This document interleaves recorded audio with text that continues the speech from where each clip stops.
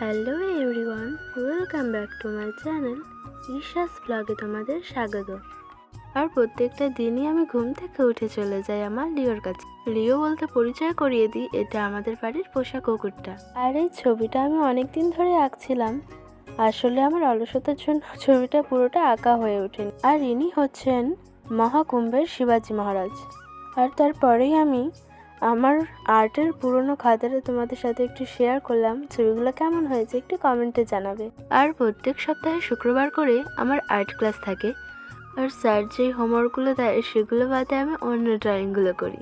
আর সকালের টেবিলে আমি নিয়ে নিয়েছিলাম লিকার চা আর দুটো বিস্কিট, আর তার সাথেই আমার ব্লগের ভয়েসটা কমপ্লিট করছিলাম। আর যেহেতু আমি নিউ ব্লগার, তাই খাতায় লিখে ভয়েসটা দিই। আর যেহেতু আমি 2026-এ মাধ্যমিক দেব, তাই স্কুলেও সেরকম একটা যাই না। আর ওদিকে আমি স্নান করে ঠাকুর ঘরে চলে এসেছি ভোগ দেওয়ার জন্য। আর তারপরেই আমি সাজিয়ে গুছিয়ে পুজো দিচ্ছিলাম। তোমাদেরকে আমি আগের ভিডিওতে বলেছিলাম যে আমার এই ঠাকুরের আসনটা সুন্দর করে কালার করব। আর দেখো আমি এখনও কিছুটা বাকি আছে, পুরোটা কমপ্লিট হয়নি।